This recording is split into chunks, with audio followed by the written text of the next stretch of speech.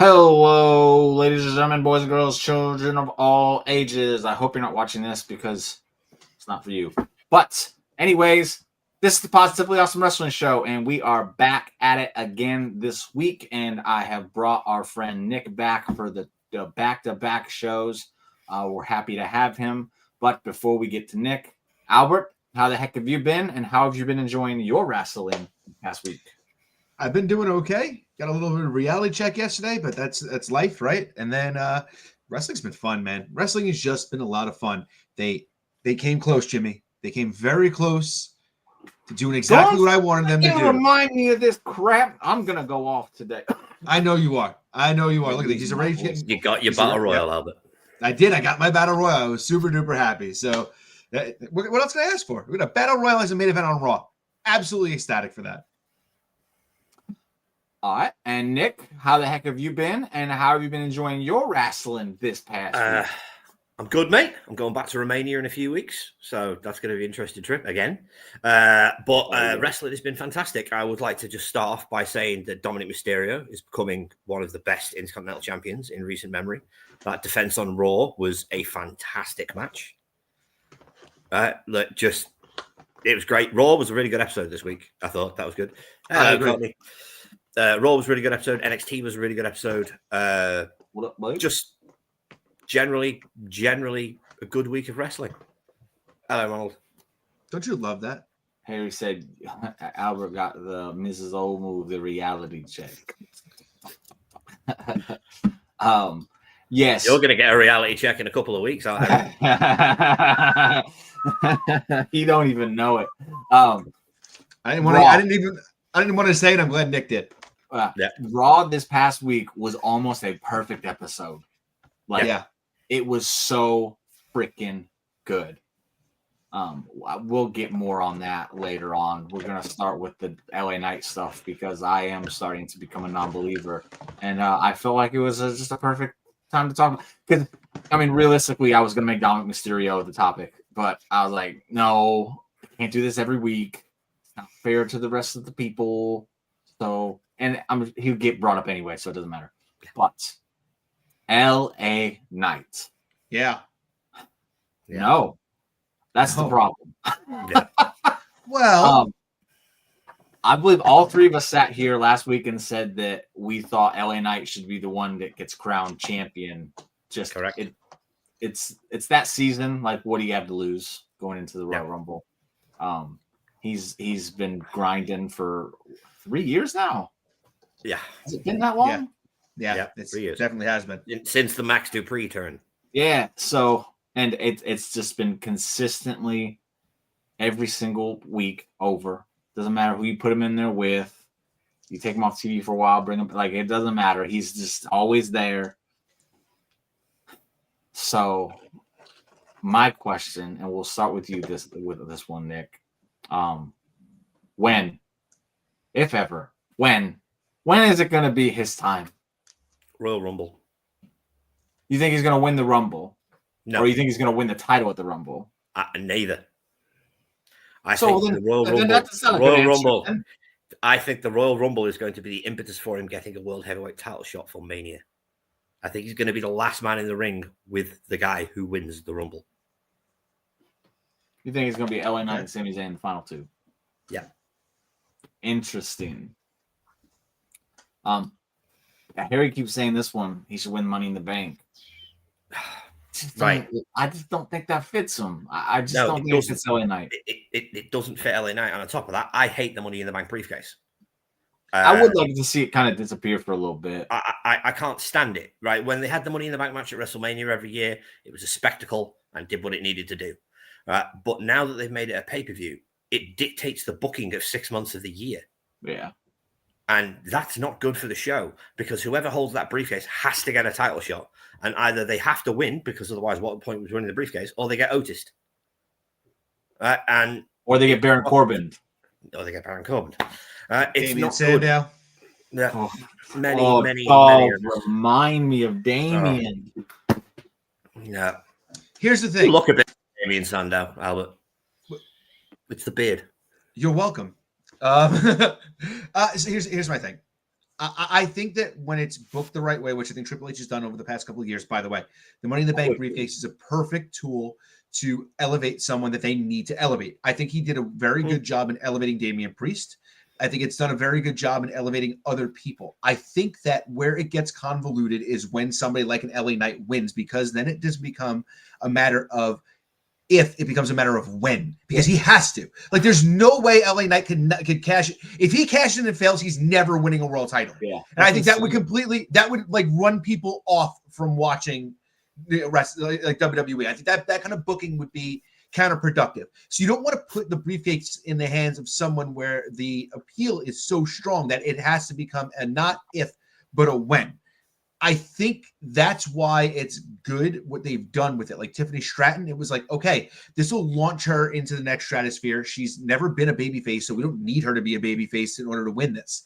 It's hard for a babyface to win Money in the Bank and to not make it come off as being a fluke or a cheap, kind of victory. Like very similar. Think about it this way: Otis. CM Punk's. Well, I mean, look, Otis was. I mean, that's even worse. But AJ won the match, but AJ got the briefcase. Yeah, well, wasn't AJ and Baron Corbin were like wrestling over it, so no one really won it. It just AJ unhooked the briefcase, then he dropped it.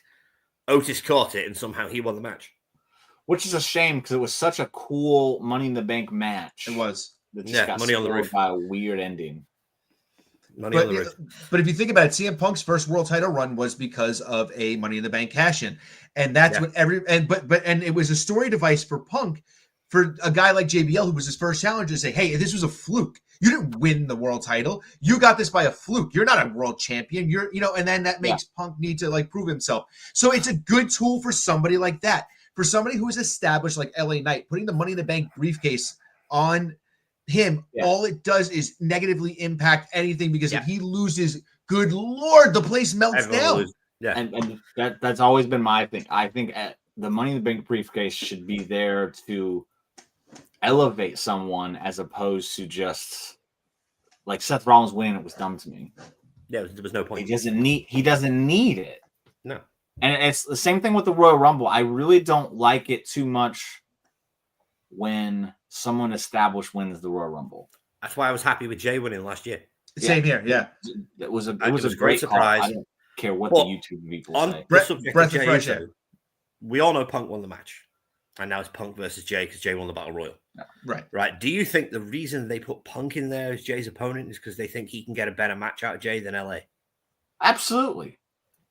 And we've already seen LA and Jay doing their thing. I think there's deeper story there with Punk and Jay. Right.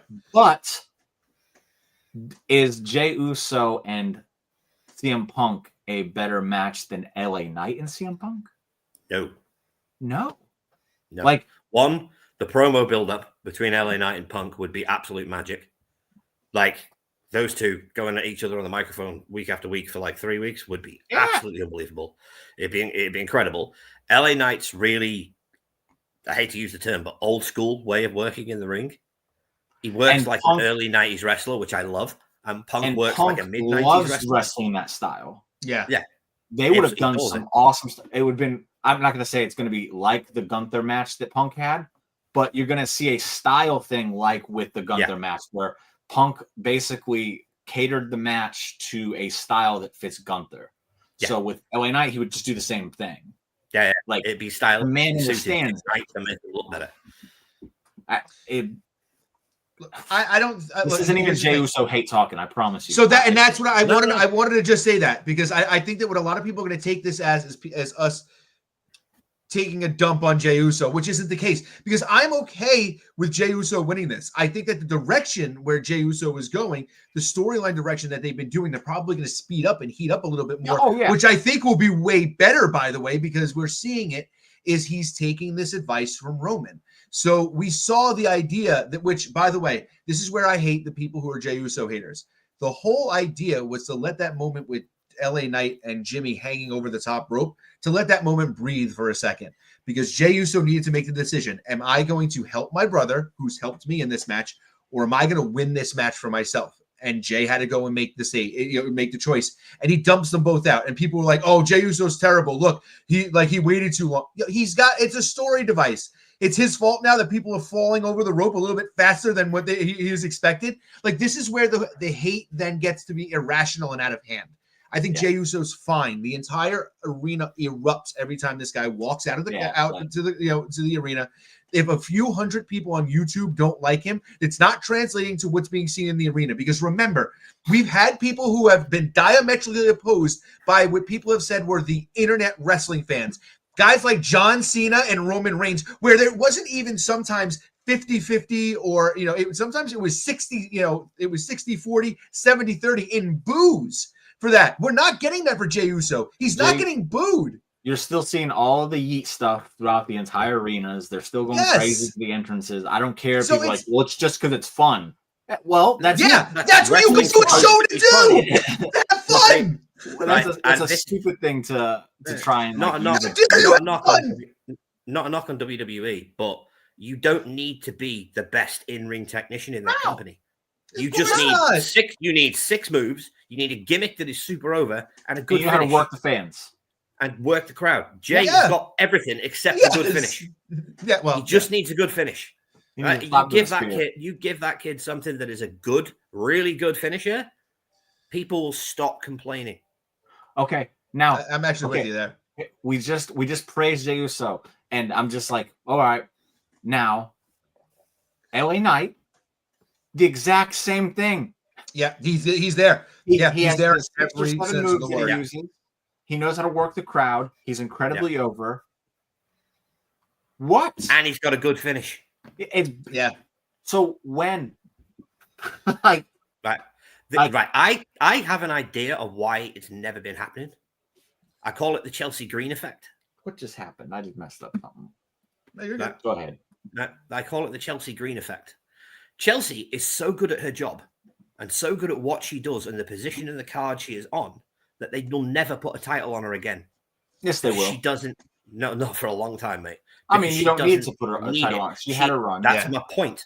She doesn't need the belt. Okay, hold on a second, though, to counteract that, because I love me some Chelsea Green. So do I. But Chelsea Green's character and LA Knight's character are not on the same wavelength in that they're diametrically opposed. Chelsea Green winning a world title doesn't make sense because she's not known as the person who goes in there and wins. She has to cheat and use tactics and all that stuff. LA Knight is a shit talker who's supposed to be backing up his shit talking. Yeah, but he never does. He does until he doesn't. This is true. Why? It doesn't make sense to me. It doesn't. Honestly? And he's a Triple H guy. Yeah, I know. Yeah, that's the thing. A lot of people are blaming, like, oh, Triple H is terrible. He must hate him. He's the guy who turned him out of the old horrible gimmick and put him back to where he is. Yeah. And he's putting him in main events every week. The only thing that I can think of is it's the wait and see policy. Because Triple H, wait and see, bro. No. Triple H loves, as we all know, to extend things as much as possible. Oh. Right. He also, whether he'll admit it or not, pays a lot of attention to the internet fans. Right? Because he counteracts 90% of the things they do deliberately on television. And I love him for that. Right? Because anything that pisses off the internet fans, he'll do, is good by me. Yeah, right? Realistically. And I'm not talking about all of you, especially the people watching this show. I'm talking about the very. We know who we're talking about. Yeah. Because he knows that they're exact opposite of what the crowd is going to appreciate. Exactly. Case in point, Jey Uso sucks. Oh, yeah, Precisely. but everyone else loves him, so keep sucking, Jay. Yeah, well, the internet wrestling fans' opinion on LA Knight is that he can't wrestle. Yeah, but bullshit. Which is absolute bullshit. Because if they'd watched any of his runs in TNA as Eli Drake, the matches he had there were incredible with Drew Galloway at the time, Bobby Lashley, MVP. The list goes on. The guy is incredibly talented. But as I say, I think the problem is he's too good at his job. He's great at being the perennial challenger. And when you're great at being the perennial challenger, the company's like, do we need to put the belt on him when he's so good at doing this and elevating other talent? Yes. Because, should he be Dolph Ziggler?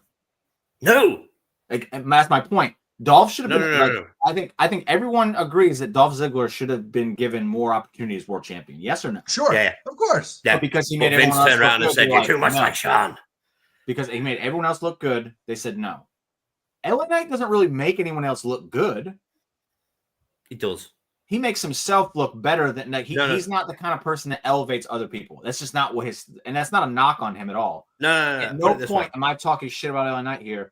No. I want him to be world champion. LA Knight doesn't elevate people with his wrestling.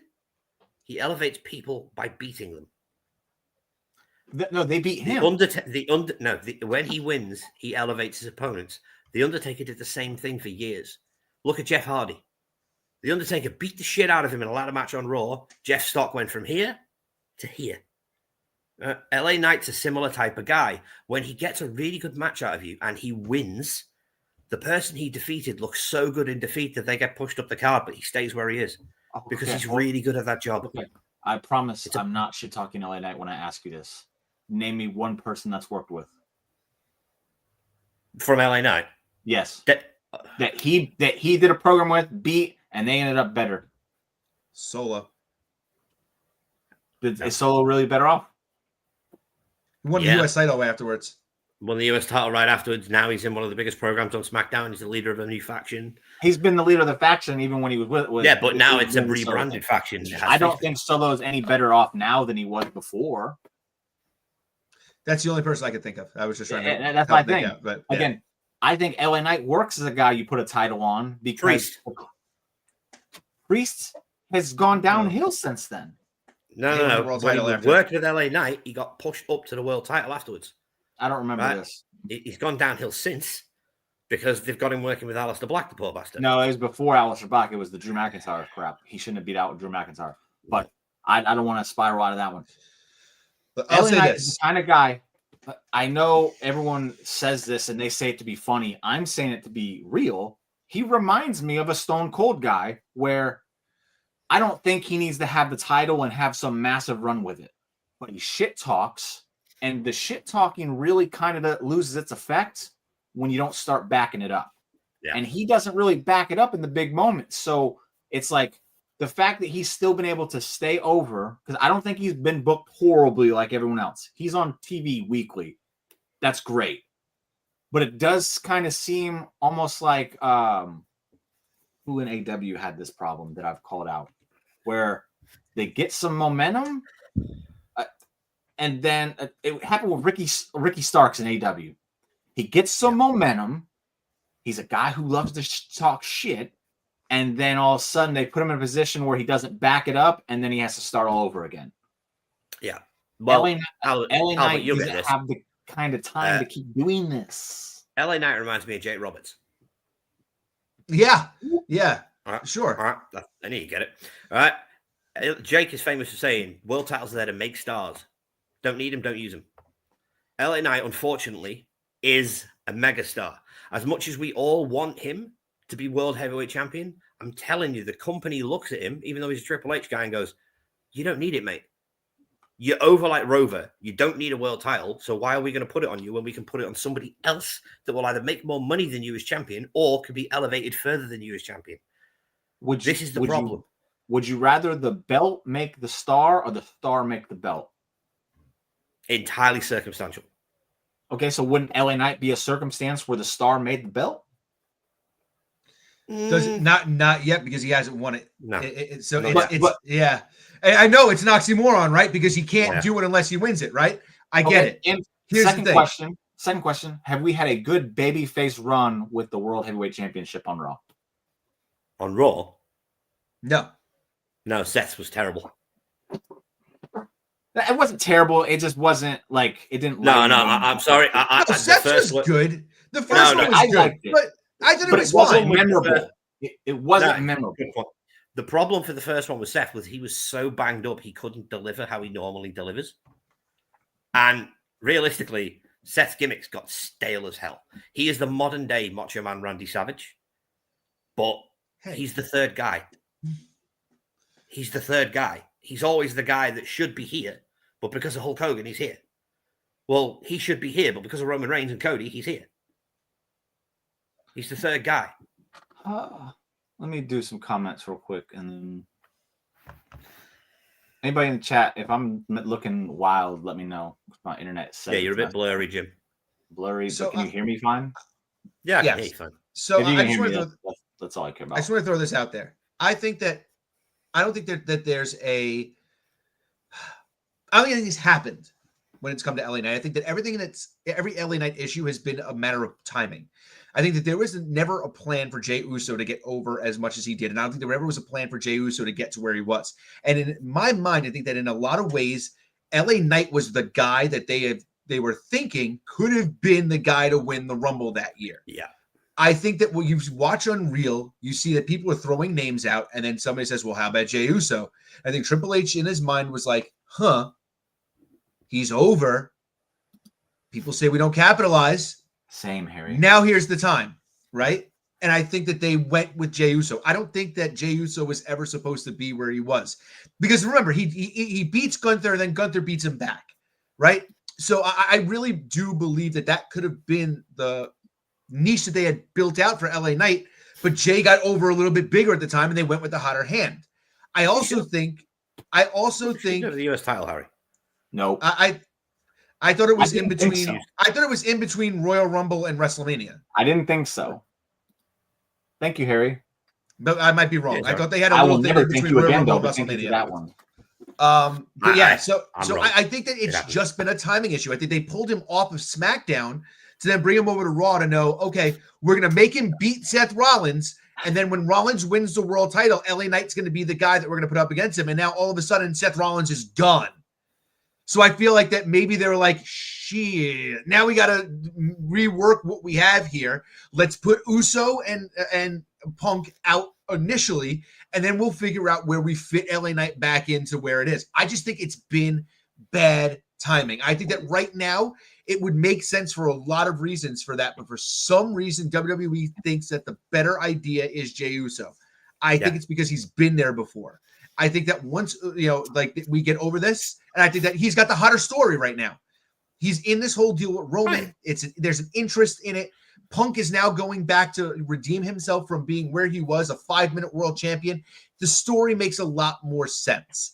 I don't think that LA Knight's story against either one of the two of them.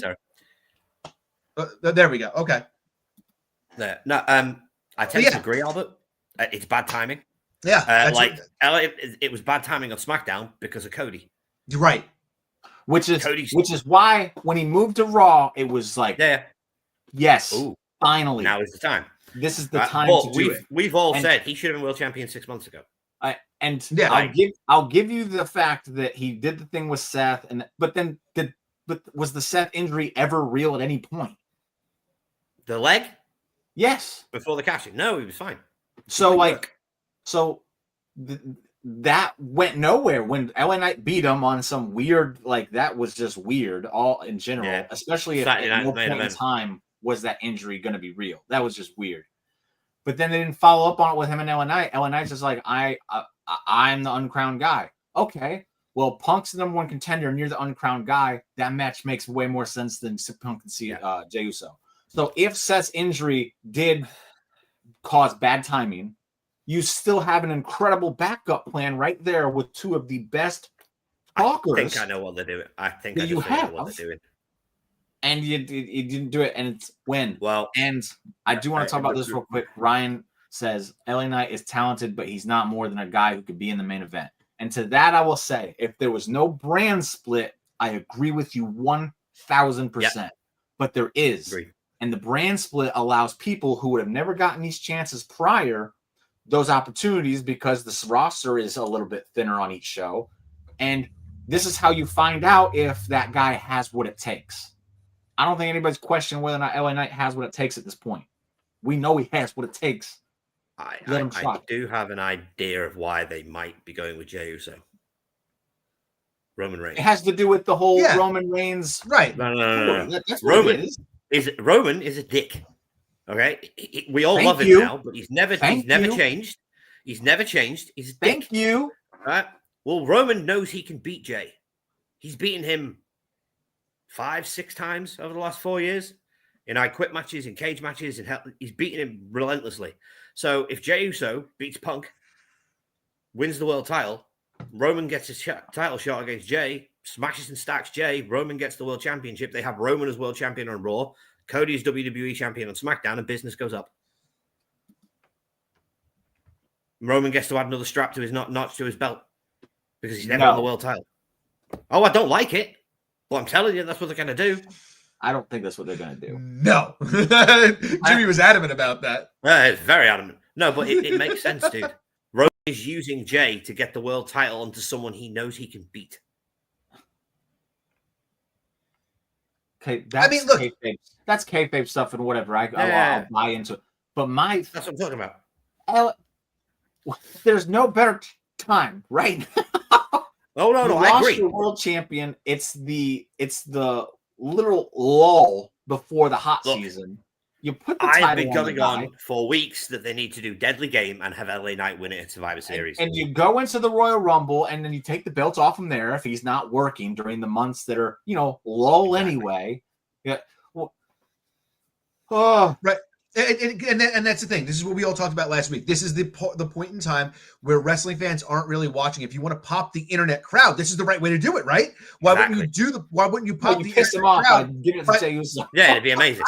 Right. Amazing. They'd all be fuming. Which, by the way, I now more than anything else do I hope that CM Punk loses this match, because I just want to see them melt down if Jey Uso they'll wins. go crazy. Oh, they're gonna die, and it's gonna be the best thing ever. It's a double-edged sword. If Punk wins, they'll start turning around and going, "Oh, they're just putting the belt on an old man." Well, whatever. They're dumb anyway. Yeah, completely thick. That'd be a nice little twist if they put the title on Roman. That'd be a Roman. nice twist. Hold on. So you brought up earlier that you don't put a world title on someone who's as over as they are. That's why Roman shouldn't even touch a belt anymore. I agree. I agree. But unfortunately, I can't believe I'm going to use this sentence. Vince McMahon doesn't own the company anymore. TKO do. TKO just doubled ticket prices. TKO want money. And Roman Reigns is proven money. The guy puts asses in seats. They don't care about the traditions of professional wrestling.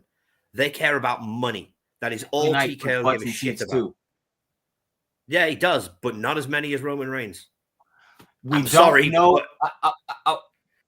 clearly do, but we don't know if LA Knight has that kind of capability if they never give him the ball to run with. I completely agree. You're right. Look, I don't think that there's a world where any of us are saying in any way, shape, or form that we don't believe that this is the spot where LA Knight should have won the championship. I agree with Ryan for a change tonight.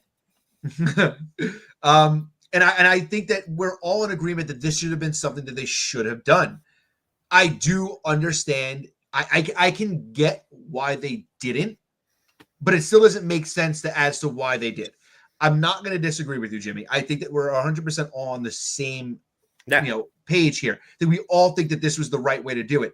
I feel that there's a point where WWE has a different ideal than where everywhere else is. And I think that sometimes it really works out well. And I think that sometimes it sucks. And we'll see what happens. But I think that this is one of those instances where everybody was like, yeah, okay, Seth got hurt. This is the right moment. We're in a down period. No one's watching until Royal Rumble anyway. You want to really get people talking? LA Knight wins the world title. He gets a nice little microwave title run for 3 months maybe. Everybody's happy. The world title gets taken off of him at Royal Rumble. And then he gets a good match at WrestleMania, and he all of a sudden is another star, right? Like, it makes sense. But I also think that Jay cooled down, and I think they wanted to heat Jay back up, and I think that they feel this story heats him back up. And I think that that's why he's in this spot. Okay. Punk was already in there. Like, there's just nothing else you could do. Punk already earned it, right? Punk being in the match was the right thing for sure. Yes, not completely. Question that. It's so I'll just ask this one question, and then we're gonna touch a few of these comments. Dale, I see yours. I will bring it up because I think it's Dale. So the question: when? Give me a timetable, Nick, if ever. Okay. Survivor Series. LA Knight wins the title. Survivor Series. Deadly Game. They need to do this it year. Yeah. This year. Because War Games is, they're going to do War Games, but there's no real set teams this year. There is. It really isn't. The Wyatts. Oh, you got the MFT. The MFTs. Yeah, but there's only 5 Wyatts. So 4 Wyatts. Yeah, but it's 5-man team. Yeah, they'll just add someone to it. It'll probably be someone stupid like Sami Zayn. Or Shinsuke Nakamura, because he wears facepaint. But wouldn't Solo like cost Sammy the title? Didn't he come out and like distract him or something? He came out onto the entrance ramp, but he didn't actually do anything. He just smiled. Okay, so there you go. Sammy joins the Wyatts, which is weird. Makes no sense. But just bring back Braun Strowman. But I'm going to say, because I just want to will it into existence, that they do a Survivor Series World Title Tournament this year. Harry's crazy, bro. That is revolved around Braun Breaker. Braun smashes everybody through the tournament except until he gets to the final, and a banged up, injured LA Knight with taped ribs beats Braun Breaker. Wins the world title. Survivor Series tournament, Dom needs to win it a la Rock in '98. No. Yes. No, he's the IC champion. He doesn't need the world title, baby. No, he's not getting 3 titles, Jim. You already said he has to mend fences with his dad first. 25? Why can't Dom have 3? No. You already said he has to mend fences with Ray before that can happen. You don't get both worlds. That deadbeat's too injured to play his part. There's things that have happened. Somebody's injured. We got to just pivot. And the pivot is putting the belt on Dom. No, right. Anyway, back to the Albert. question at hand. LA Knight wins at Survivor Series. Okay. Albert, what about you? When, if ever? Honestly, I don't know. I think that it's a matter of timing. Look, I think that there's a point where you can say he could win the Royal Rumble this year. Yeah, he could. Right? I mean, he won't. Sami Zayn's going to win. Realistically, if Sami Zayn gets hurt between now and then. Hold on.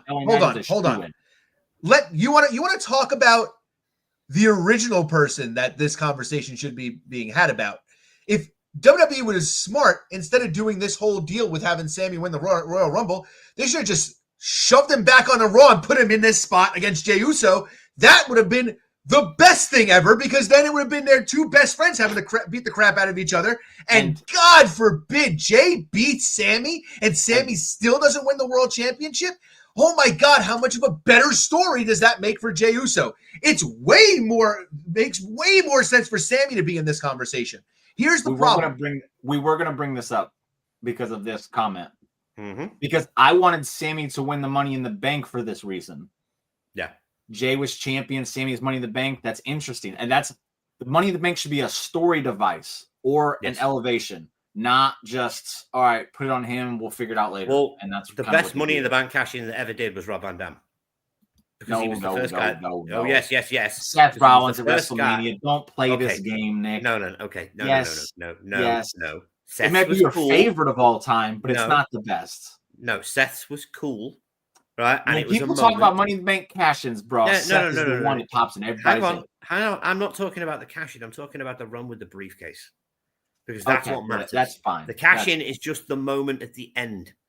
It's the whole run with the briefcase. Van Dam used that briefcase not as a weapon, but as a story device to get to John Cena at One Night Stand. And he did it for 6 months. You've just said it should be a story device. That's what it should be used for. And it's not. They use it to make moments. And moments don't last. That's a good shot. Well, they do. Moments last forever. They what are do. You talking about? That's the thing, is that they do, but I don't think I get. All right, so Nick, I get actually what you're saying, because I agree. I do understand what you're saying, that in a way you should have the Money in the Bank briefcase to tell a story, which is exactly what Jimmy was saying. But I also think that they've pivoted from letting that be the case, the idea, because moments always last longer. So people, and I think that that's a big issue. With I like Triple H, but I do think that Triple H does book for moments more than he does, and he'll sacrifice story if the moment is a bigger deal. I don't like that sometimes. I like when those things stories are fleshed out and we get more in-depth stuff. I do have to feel that Triple H does have the tendency sometimes of going, well, this will be a bigger moment. Let's go. I mean, we almost saw it cost WrestleMania, us a WrestleMania main event, because of The Rock. Yeah, but that was The Rock's fault. So, if Triple H loves moments so much, then why did he pass on Sami Zayn winning the title Elimination Chamber? Because that was never going to happen. But there was never in the cards for that because doesn't make a difference. There was a bigger story to tell. The bloodline. Right. And Cody having to overcome that. Like that's bigger story than the bloodline? No. The bloodline was the biggest story to tell than Sammy winning the title. Right. Anyways, Albert, you didn't give me a timetable. You need to give me an exact timetable. You can't cop out of this. Give me a timetable. Okay, fine. Realistically, let's just say so. We have Saturday night's main event. That's Punk and Jay. I mean, I could realistically see the idea being that Sammy wins the Rumble, faces Jay for the title, and LA Knight. Fine with it, Ron. I'd have been fine with it. And maybe LA Knight's the guy who takes it off of Sammy because Jay cost him, and at his heel turn. So maybe I would say a SummerSlam. SummerSlam next year. So 9 months, 10 months. Yeah. Okay. Yeah. If it doesn't happen at WrestleMania, never going to happen. That's my take on it. I'll give you that. I don't necessarily want to disagree, but I also think, again, this is about timing. And if we get to a point where he catches fire and somebody else isn't doing the right thing, and then all of a sudden they're looking to change and he's there. Question. When's his contract up? Ooh, I have no idea. No clue. I don't pay attention to stuff like that, honestly. Well, I don't think he goes anywhere else. But if he's due to re-sign at some point in the next few months, they could be waiting to hand him a gift to make sure he does re-sign. Because they've done it before. They hold off giving people belts and prizes until they're due to re-sign, and they use it like candy to say, "Oh, if you stay, we'll give you this." So if it's a case that his contract's due up by like Christmas or January, maybe they do give him the Royal Rumble win to keep him. I mean, this was a consolation prize moment because the real moment was at Elimination Chamber 2 months prior. You can't ever. No, I don't care. You can't ever call main eventing WrestleMania a consolation prize. I don't care whatever you say. That is never a consolation prize. I'm not trying to downplay it because it is one of my favorite matches of all time. It was amazing. I was there. Sammy winning the title in his hometown with that bloodline story. Yes, would have been a bigger moment than main eventing night one of WrestleMania. Which don't you think they should have swapped the matches then? What do you mean? Because he wouldn't have been in his hometown at WrestleMania. No, he wouldn't. If they'd have him win the tag titles at Elimination Chamber and then beat Roman at Mania, then Cody can't have his moment. Yeah, he could. Now we're just going back. I don't want to go back on all this. LA Knight was the topic. We're moving on. We're moving on. Man. Look, I think that there's, again, I think we're getting the reason why I brought Sammy up originally is that he's the original guy that we've had this conversation about, right? The guy who's almost there, and we've always said, hey, they should have done it this time. Hey, what better time is this? Like, we're literally going through the exact same motions as we went with Sami Zayn with LA Knight. What I said earlier about LA Knight, and in this case, it's true. Sami Zayn's one great quality is he makes wrestlers look 10 times better than they are. I'll say this about Sammy. There's only been one moment where I said, this is it with Sammy. I feel like I've said it multiple times with LA Knight. I feel like you said it multiple times with Sami Zayn also, though. Was it fandom or was it me being like, this is the moment? No, it was fandom. It was fandom with Sami Zayn. Like, I know the timing would have been bad to put the title on him at Elimination Chamber, but that was so huge. The thing is, it would have been huge. They could have just had Punk and Jay become a number one contender. And then Cody didn't even freaking beat him. Cody didn't even do his job that year. So have Breakker refuse to give the title back to Adam Pearce and have LA Knight say, I'll get you the belt back. And then you just run Breakker versus LA Knight for the world title. And then Breakker has to win that. No, he doesn't. Breakker's jets need to be cooled. Right? Breakker's jets need to be cooled. Well, I mean, I think that we know where it's going, right? I think that there's a reason why AJ Lee won the World Tag Titles and not CM Punk's wife. Yeah. Dale asks, he says he made it on TV for the NWA anniversary show. Check it out. He says, why is EC3 a failure? Quick answer. I think he's very robotic and not that good. EC3 was good with one gimmick when he was Dixie Carter's nephew and he was a Nepo baby. And unfortunately, that doesn't translate to other companies when you are no longer the nephew of the person in charge of the company and you're doing the same shtick. It doesn't work. I think EC3 was a product he's shit in the ring. I think he was robotic. A product of being in WWE at a time where there were a lot of indie people coming in that were taking bigger spots and getting a bigger spotlight. And I think that if EC3 would have come into WWE a year prior or a year later, I think he would have been a lot better off. Thank you. But it wouldn't just been better off. But like you just said, when you've got a choice between Kevin Owens and EC3, who are you going to pick? And that's my point, right? I think it was, remember, they're also trying to build people down there too at that point. Yeah. And it was like Kevin Owens, Sami Zayn, Velveteen Dream at the time was, getting very over. We can't use his name, Albert. We'll get canceled. I don't care. Aleister Black, Velveteen Dream. There was just plenty of guys down there that at that point in NXT were just made more sense as more of a focal point. When he got brought up to the main roster, there just wasn't a spot for him because, again, there were just guys above him in the pecking order where he just wasn't doing enough to stand out. It's not just that. I mean, like I said before, you don't need to be the best wrestler to get over in WWE. Yeah. And for some reason, even though he's a good talker, Vince never let him talk when he got to the main roster. Which it makes sense. I kind of thought was funny.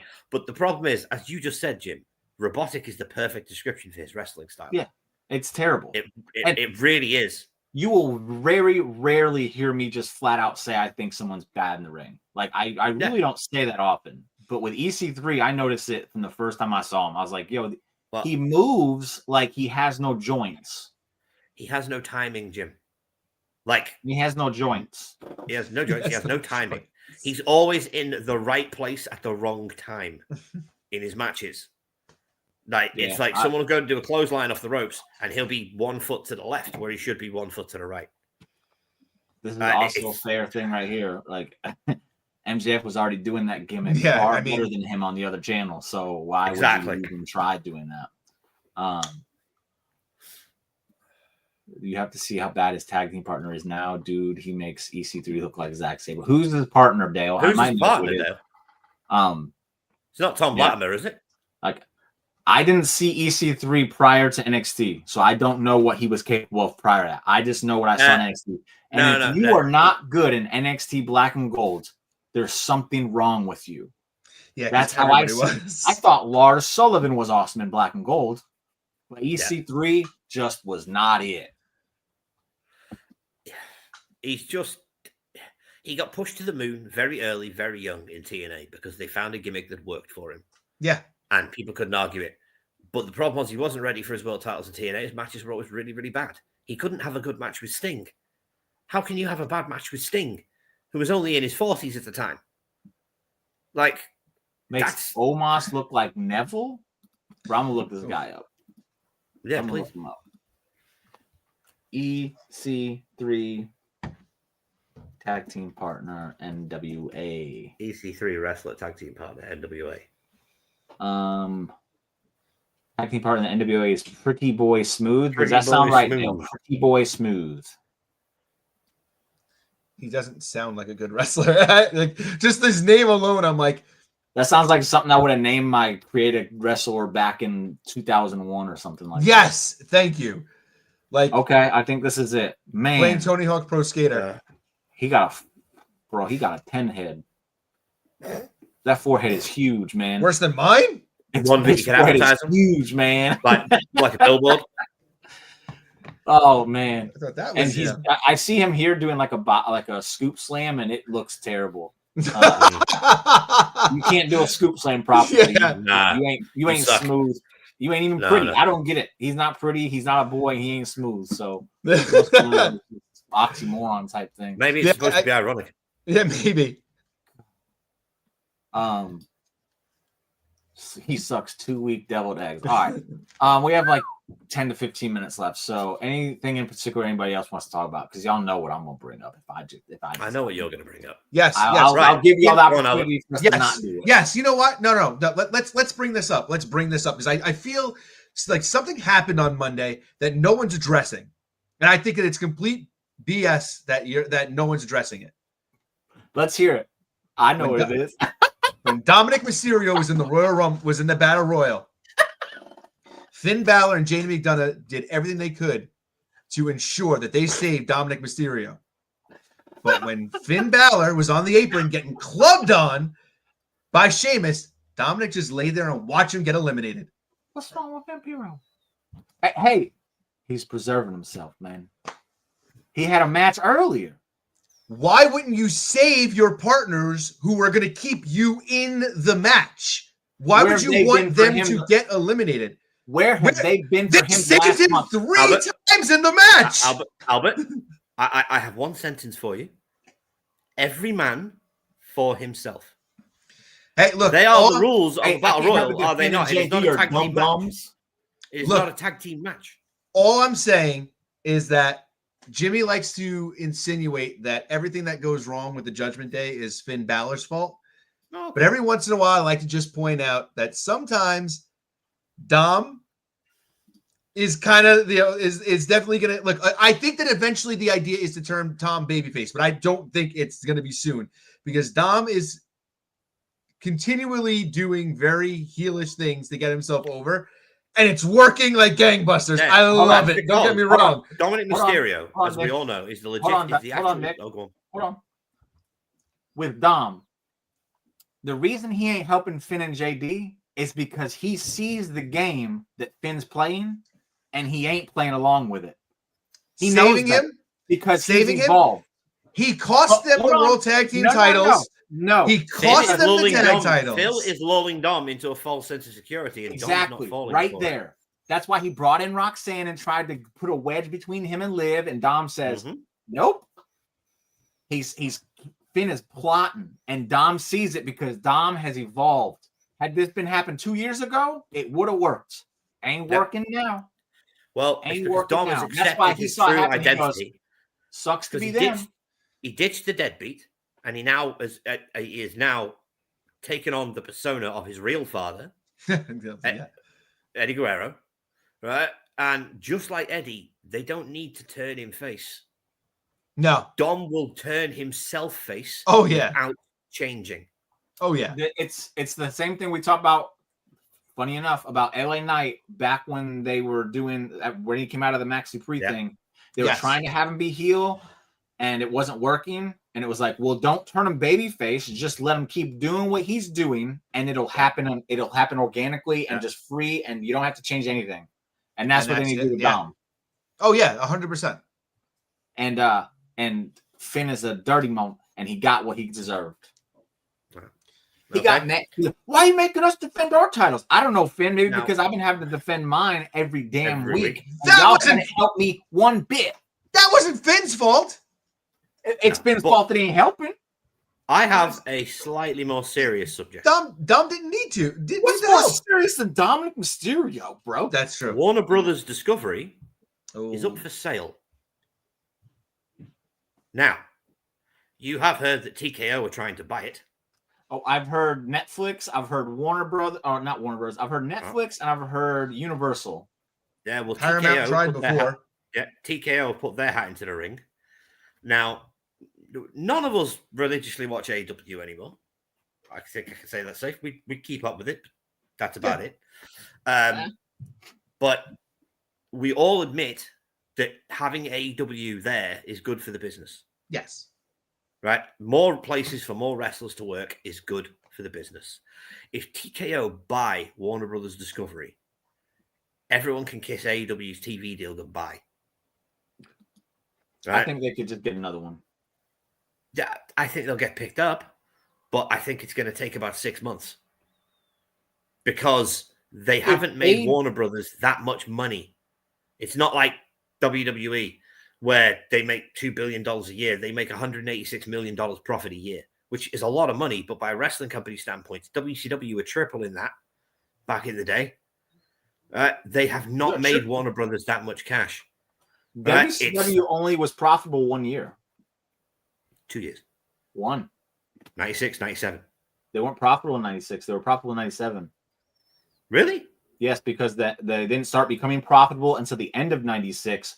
But they'd already had so much loss early in the year that it didn't balance out. But 97 they were profitable, and 98 they were profitable for a while. But then it just 6 months.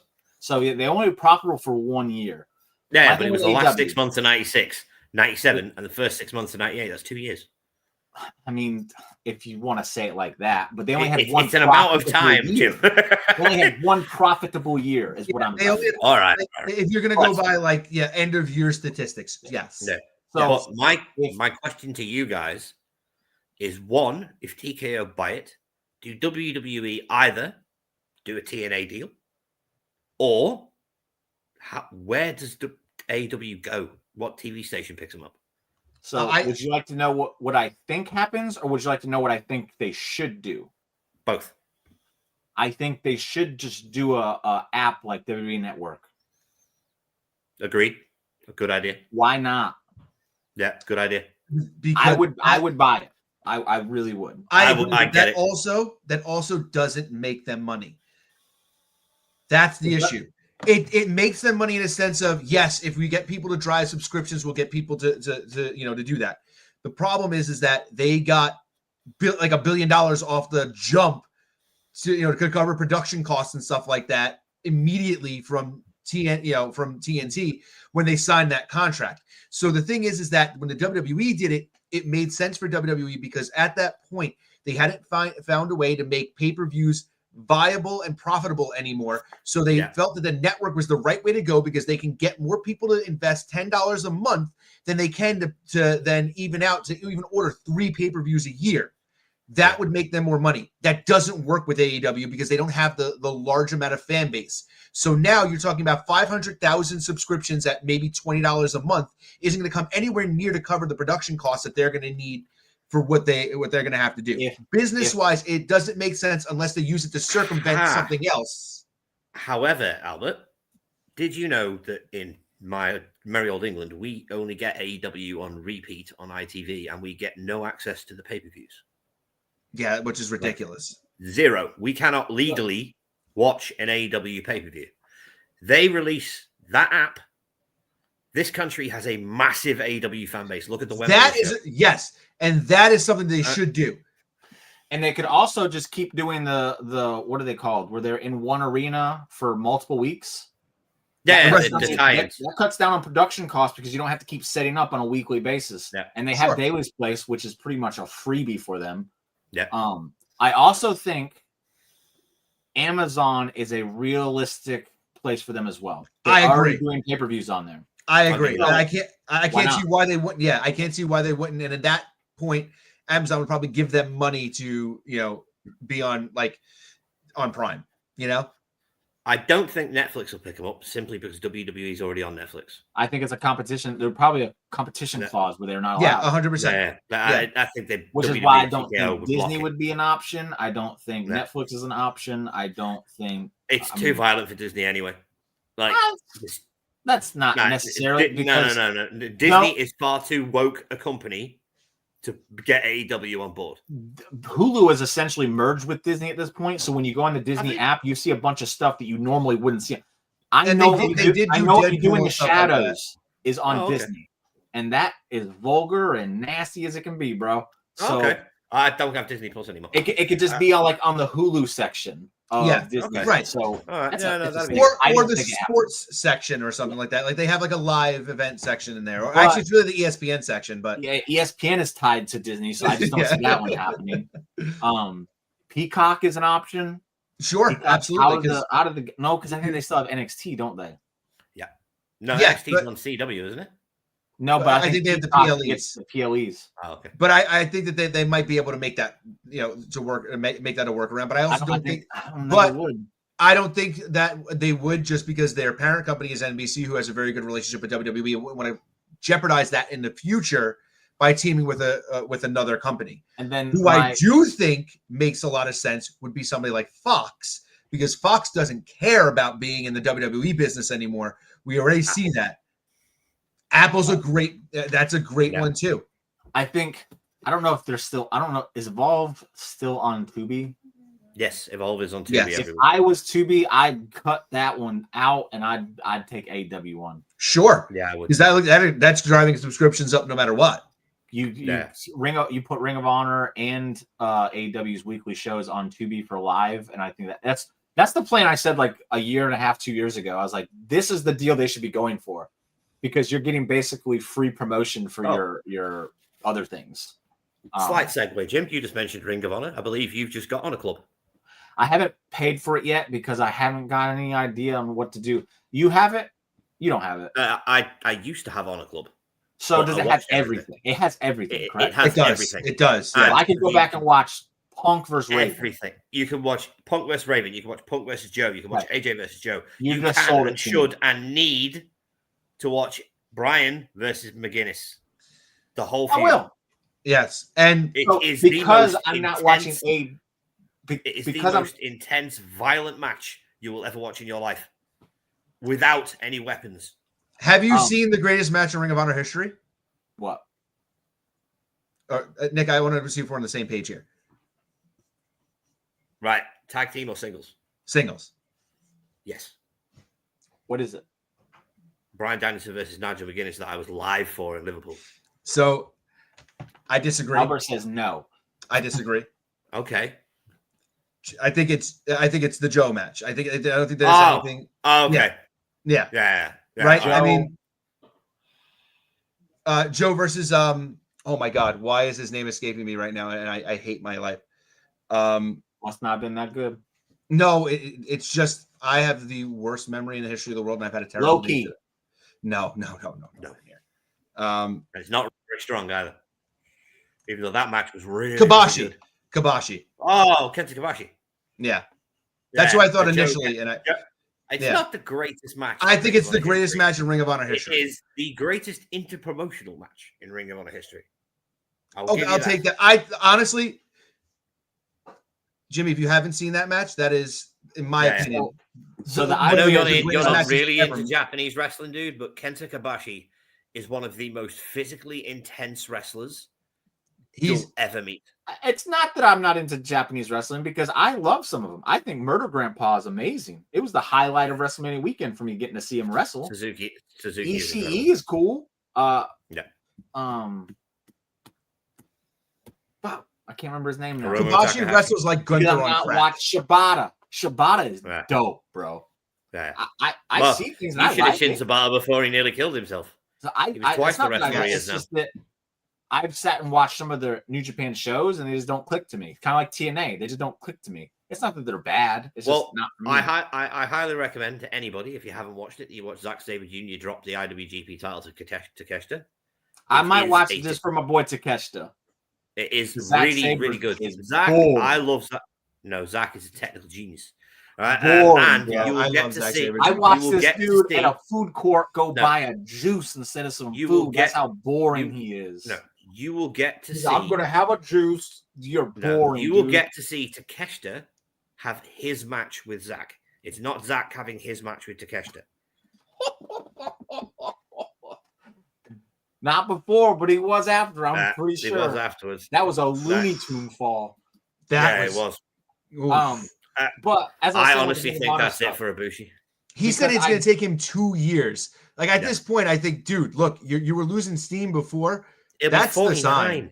That's the sign. 49. Like I loved him, for years. He was great, but I think he's lost his zip on his fastball over the past couple of years. Why would you change Takeshita's name? Harry, this is why you're insane. That's a crazy one. I'm willing to hear you out. But the way it looks phonetically, I will admit the first time I saw it, I went, this guy's name is Takeshita? Like that was my first instinct. Once I heard them pronounce it, I was like, all right, whatever. It caught your attention. No, look, my thing is this. It's Japanese. It's not being translated. They're not worried about what it's going to look like in English. So obviously, whatever. Like, it is what it is. But I will say that was the first thing I noticed. I went, how is this guy ever going to get over? And then I heard how it was pronounced, and I was like, all right, well, whatever. And then he was awesome. And I was like, oh, okay, well, then forget it now. Like, I mean, he's amazing.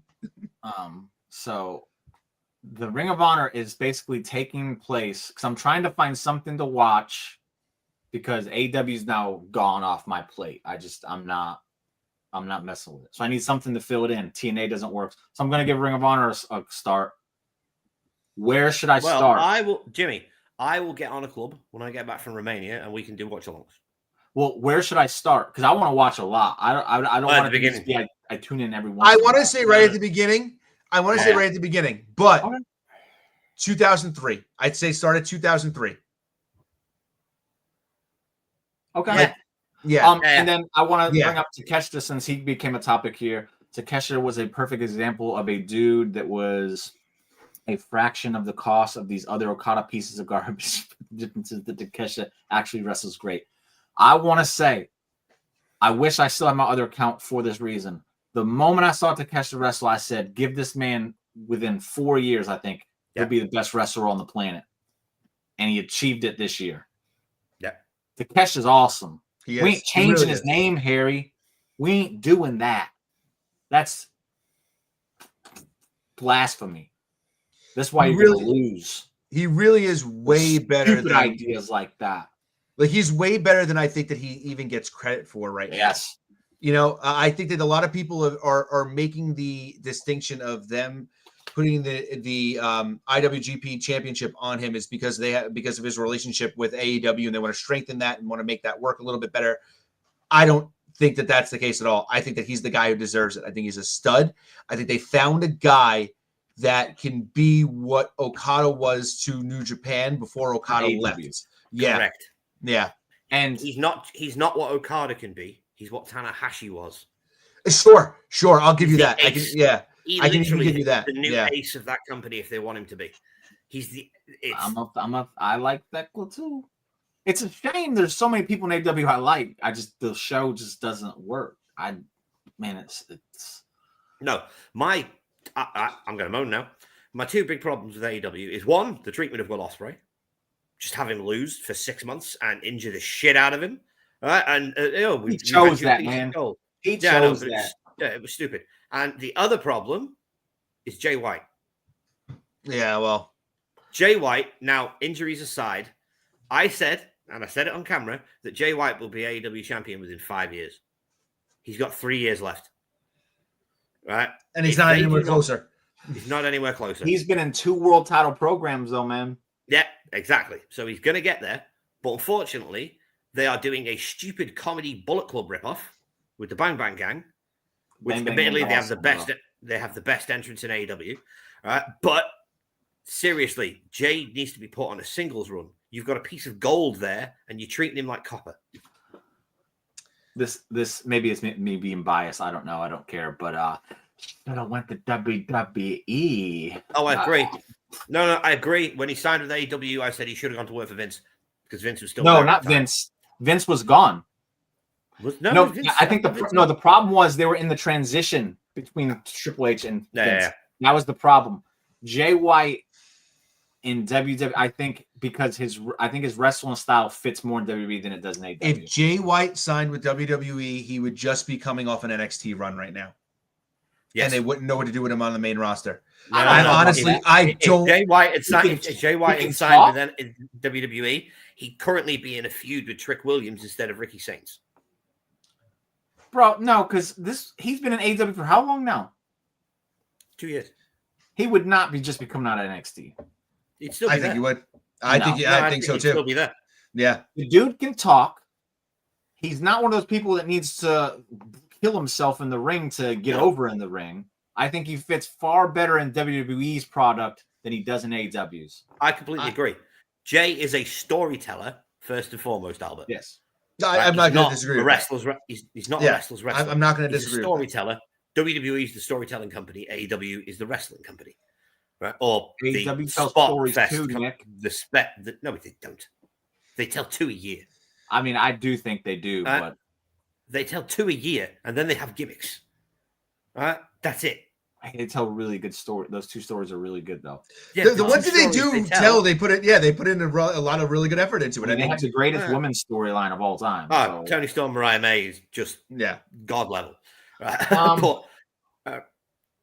No, Okada should not have went to WWE, Harry. I disagree with that one. No, Okada would not. Oh no, I absolutely agree. No, I think that would have been I think that Okada comes in and he's immediately on the main roster, and I think that they try to make an impact with him immediately. I think Okada actually gets booked very similarly in WWE than he is in AEW. I think he's going to be a big deal for like a year, and he's going to just have a massive fall off to the point where everybody's going to be like, "Oh, Okada's still there." I just don't think that. I love Okada. I just don't think Okada translates well to an American. I think that Okada would have been treated like Shinsuke Nakamura on the main roster.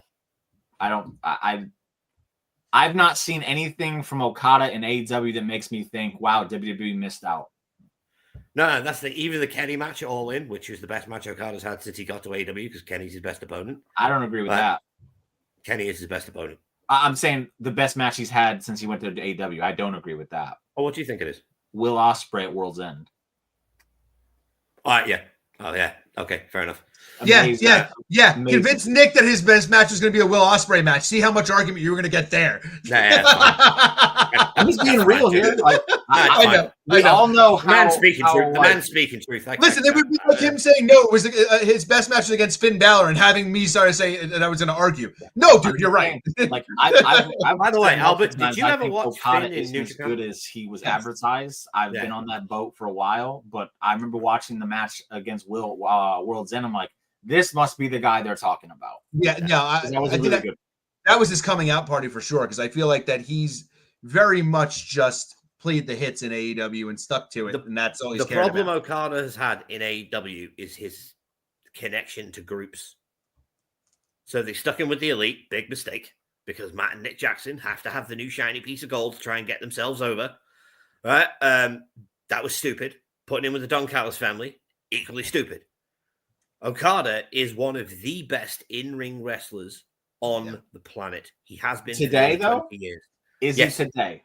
Yes, in-ring when he wants to be. When he feels like it. Why doesn't he want to be then? Because he's working for WCW and he's just phoning it in every week. Right, bitch. What? No wonder he's not clicking with the American audience. He ain't even trying. No, he's not. It's the Randy Orton concept. Remember, everybody talks about. Hey, Randy Orton's great when he wants to try. When he wants to try, Randy Orton's the greatest wrestler ever. When he doesn't want to try, he's just Randy Orton. Like Okada's in the mode. Right, I think Okada's in that mode where he's like, when I need to be great, I'll be great. When I don't need to be great, I'm going to cash this big ass paycheck, and I'll just be okay. What a punk. What a punk. I don't look. I'm not going to sit here and say that I'm not going to disagree with you, but then again, I don't know if I don't do the same thing if I'm in his shoes, because I busted my ass in Japan for all these years for next to no money. When I get the big contract, Jim, I got the big contract. Yeah, Jim, you and I watch Nitro every week. Lex Luger in WWF busted his ass. Yes. Yeah. Bro, don't even try and tell me Lex Luger or phone it in WCW, because what I've seen so far, he is the MVP. Not in 96. Not in 96. He's still busting his ass. Wait till you get to 97. Yeah, I was there in 97, and that's why I didn't like him back then. Yeah. That's what I'm saying is what I'm seeing in 97, in 97, yes, he Harry. signed a new contract with WCW, which was a lot bigger than his last one, and he went, phone it in. Yeah. Trash. But that's what I'm pretty consistent then, because I didn't like Lex when I saw him doing that crap. I didn't like Randy when he was doing that crap. And I don't like Okada because he's doing that crap. He shouldn't be doing it to a new audience. Because why should I buy into you? Like, you're supposed to be selling me on this new toy, and he's saying, no, thanks. Jimmy, I agree with you. I completely agree with you. But think about what you're saying. He already got it. He's already got it. He's already signed them. Like, you know what I mean? So, yes, in what we think, yes, of course. But in his mind, it's the guy who pays me knows who I am, and just on reputation alone, I'm going to make this money no matter what. Yeah. So what you're telling me is every time he does that little pose where the camera goes out and he goes, he's doing that to Tony? I mean, to all of us in a way.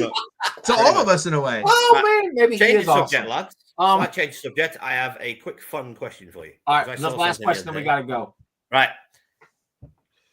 If they're going to rebuild the Horsemen at any point in WWE, and Drew McIntyre is the leader, who are the other three guys? Wait, say it again. Theory. Someone asked me the other day, who would you put in the Four Horsemen if they got reformed in WWE?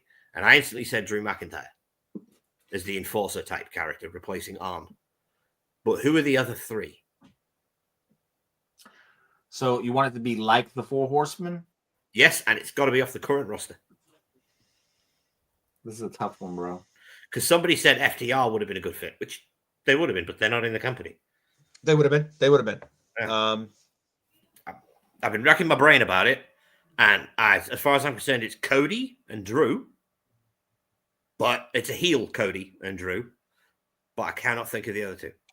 I would say Cody. I think I have the other two, but I don't think I would put Cody in there. I just don't think that. I think Cody in the Flair role. Yeah, I get that. I get that. I just don't think. I can't think of any other person who fits that role better that's in WWE. Neither can I. It's not that I want to pick Cody. It's that I just don't think there's any better option. That's what I'm like. It's like, who else could it be? I want to say Austin Theory, but I know that he just does. I don't know if he's there yet to pull it off. But I want to say somebody like Austin Theory. For an enforcer? Drew. No, I think Drew's too big for it. Okay. Like, not big. I'm saying, like, he's too big of a star. I think. Okay, gotcha. I got it. Go ahead. It's going to sound crazy with the pairing, but I think this makes sense. If he says who I wanted to say, I'm going to beat him. Carmelo Hayes. Okay, that's not what I was going to say. Trick Williams and the Creed brothers. So the Creed brothers is who I was thinking for a tag team, and then for an enforcer, this is going to sound completely crazy, but whatever. I want someone who's going to enforce some things. Obafemi. Okay. Cody, Oba, and the Creed brothers. Okay. I like that. Yeah. I do. I like that. I'm in agreement with the Creeds, definitely. Ron says LA Knight and Lexus. No. LA Knight Lexus, is but no. Not Lexus. LA Knight's not a bad shout. LA Knight's not a bad choice for the Flair role. Braun, No. Cody, Ethan's not a bad one either. Ego's not a bad choice either. Harry, Yeah. you got some good ideas tonight. I'm not gonna lie. You've also had some bad ones though. Right, Jim. Yeah. Should we tell Harry? Go ahead. Yeah, Harry. We're signing off, so go ahead and make it a known. Harry. And all that. First week of December. When are you free? Woo! Here we go. Oh boy, it's happening, right. Ladies and gentlemen. It's happening. First week of December, you get your title shot against the King. You are rebooking Royal Rumble from 2026. Not fantasy booking. Your fantasy booking. Royal Rumble from 2026 and the 4 weeks of Raw leading up to that Royal Rumble. Right? It's going to be the first week of December. I need to know when you're free so I can send you the links and do everything else, and I'll keep in touch throughout the next couple of months. My suggestion, Harry, is DM me so I can send you a video and you get an idea of how it gets done. Okay. Good idea. So do that, Harry. DM me and I'll give you basically a blueprint, and you could also watch my greatness in action. But that's the show, everybody. Me and Nick will be back tomorrow morning for the Nitro review. But then next week, no shows because I am on a great vacation. So no show next week. We will be here tomorrow. And then as far as the week after, I'll just keep everybody informed. Saturday Night Main Events next week. So man, that's two big shows in a row where we didn't have a show. Man, Albert is timing my vacations perfectly to keep his title. No, Harry's doing this. He's the champ right now. What a lucky little. Yep. Oh my goodness, Harry! I'm not gonna go lightly on you now. You know what? We're gonna have to figure out a day where we can make this work. For sure. Oh my goodness. But yeah, that's it, everybody. So thank you all for watching and participating as usual. We had a new head in the chat. We had some returning people. This is great. Awesome. I love the community. I love all y'all. And thank you again for joining us last minute, Nick. That was cool. And thank you very much, guys. I love to be here. That's the show. You know what I mean? You know what I mean? Yeah, there we go.